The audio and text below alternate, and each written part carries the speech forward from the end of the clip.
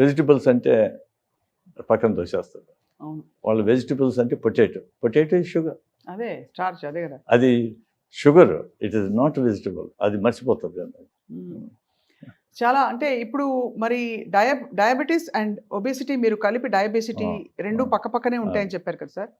బాగా లావుగా ఉన్నవాళ్ళు షుగర్ లేకపోయినా కూడా షుడ్ దే వరీ, వాళ్ళు ఆందోళన పడి కొంచెం జాగ్రత్తలు తీసుకోవాలంటారా? ఇంకా అది ప్రోగ్రెషన్ ఉంటుంది కదా. అంటే వెరీ ఫ్యూ పీపుల్ వాళ్ళు డయాబెటీస్ రాకుండా పోవచ్చు, కానీ most of them ten towards that. ఎందుకంటే ఒబిసిటీ ఉంటేనే inflammation, body inflammation, next insulin resistance, automatic insulin resistance cause the PCOS, ఇంకా అన్ని మెటబాలిక్ సిండ్రోమ్ అండ్ డయాబెటీస్ గ్రేడెడ్గా వెళ్ళిపోతుంది.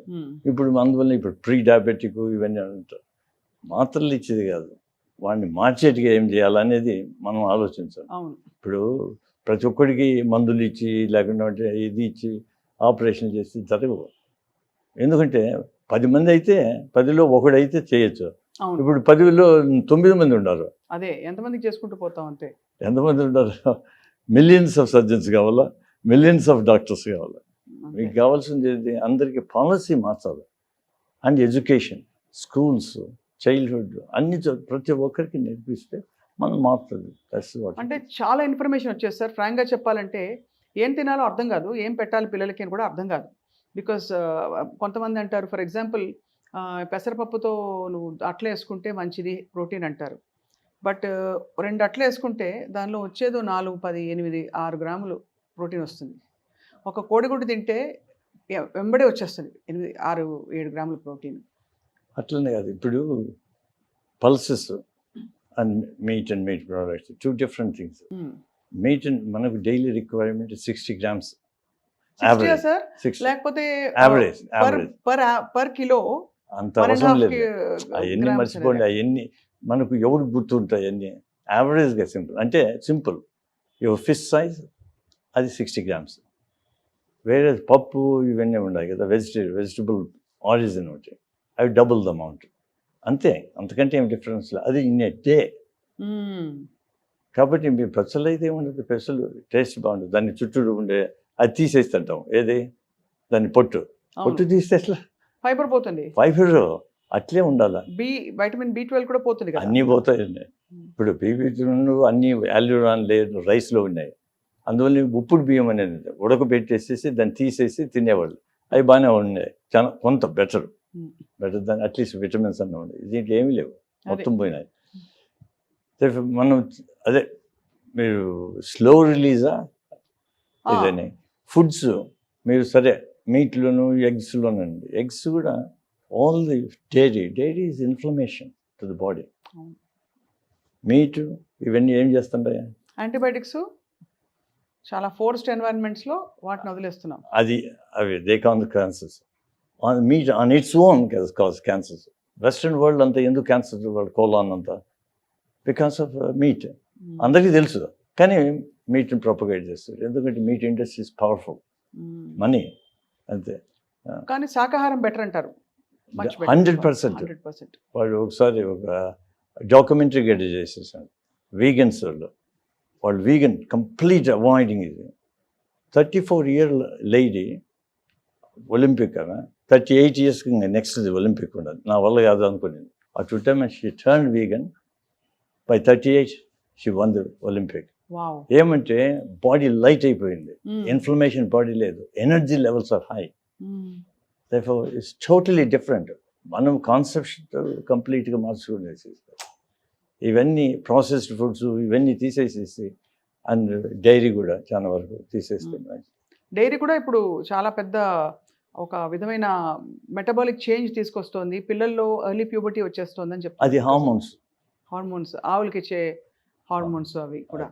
సో దానివల్ల అసలు అంటే ఒకలా చూస్తే అంటే తప్పు పూర్తిగా మనది కూడా కాదు సార్. అంటే మనదంటే కన్జ్యూమర్స్ నేను చెప్పేది. బికాజ్ చుట్టూ ఉండే జెనెటిక్ మోడిఫికేషన్స్ ఏవైతే అవుతున్నాయో వాటితో మనం కోపప్ కాలేకపోతున్నాం. ఏం తినాలి అర్థం కాదు, ఎంత తినాలని. మీరు ఏది తినాలనుకునేప్పటికి వేరే న్యూ రూల్స్ తెచ్చేస్తారు. అంటే మన గ్రీడ్ అండ్ యావరేజ్ ఇది మనం కంట్రోల్ చేస్తుంది.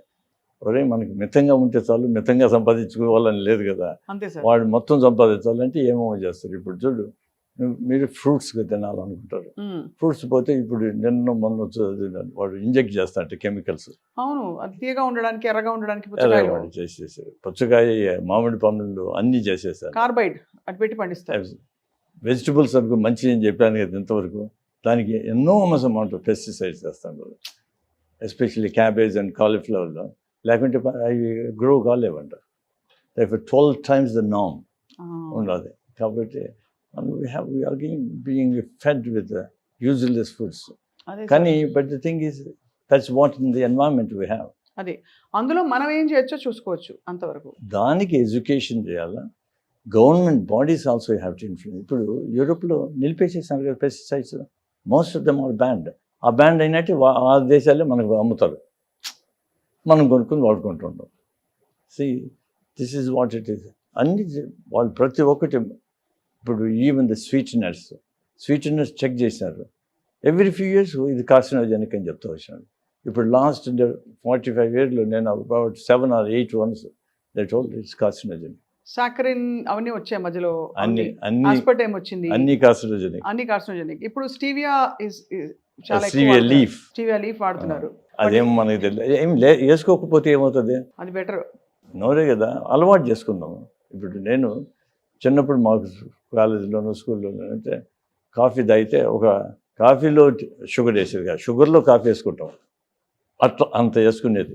అదే ఇప్పుడు I don't add any sugar. Over the years నాకేం డయాబెటీస్ ఉన్నది కాదు, అది పోయింది, పోతా వచ్చేసేసింది. దెన్ మిల్క్ తీసేస్తే ఇప్పుడు బాగుండదు. No reflux. కాఫీ తాగుతూనే రీఫ్లక్స్ మొదలు వచ్చేది. ఇది ఎందుకు వస్తుంది అనుకుంటాను, అది తీసేసాను. మిల్క్ ఇమ్మీడియట్గా. సో మీకు లాక్టోస్ ఇంటాలరెన్స్ అనుకోవాలా? అట్లా that has nothing to do with it just milk వల్ల వచ్చేది. Many people become lactose intolerance with age also. Some are already intolerant, అది వేరే. కానీ వాటి యొక్క అనర్థాలు చాలా ఉన్నాయి. డైరీ పాలల్లో ఉండే పెరుగు అట్లీస్ట్ బెటర్, ఎందుకంటే fermented. therefore you have the all lactobacilli ఇవన్నీ ఉన్నాయి కదా, అవి మనకు హెల్ప్ చేస్తాయి, గట్ బ్యాక్టీరియా. కానీ అంత అబ్జార్బ్ కాదు కదా, దాంట్లో కొంత పోతుంది.